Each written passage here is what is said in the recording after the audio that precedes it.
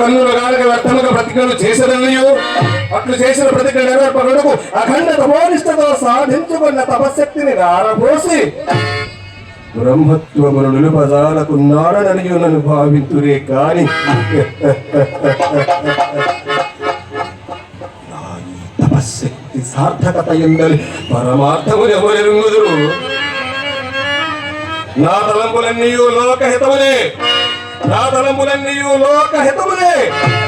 కావులనే జగదేక పూజ్యురాగు గాయత్రీదేవి విశ్వరథుడైన నన్ను విశ్వమిత్రునిగా మార్చినది.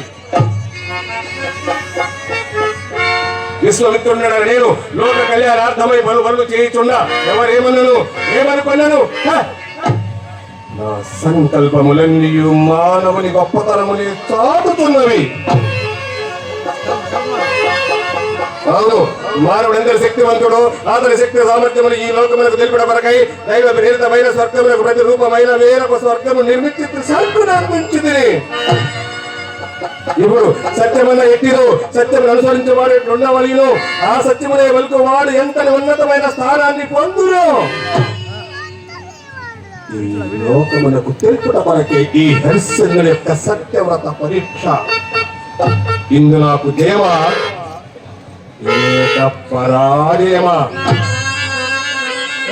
సృష్టికి ప్రతి సృష్టి చేసిన నాకు అపజయమేమా. సంతతితో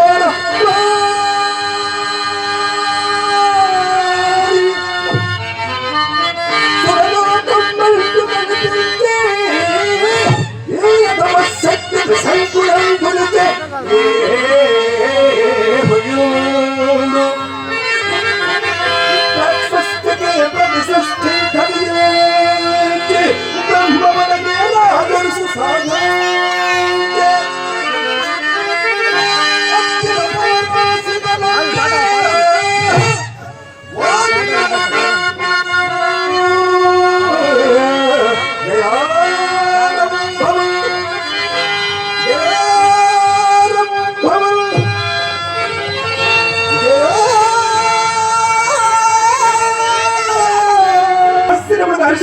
దైత్య మానవుండరు కదా నాకు అప్రమత్తత. అదిగాక కప్పముల నెపమున బొక్క సములను నింపుకొనుతున్న ఈ చక్రవర్తుల సత్య సంధులు మరియు పాపభూయిష్టమైన ఈ భూలోకమందు కాంత గణగములకు లోబడిన మానవుడు కదా. అందుకే ప్రథమంగా ఆ హరిశ్చంద్రుని యొక్క మనమును ఆకర్షించడకై శృంగార రూపురేఖ విలాసమైన మాతాంగమును సృష్టించదా.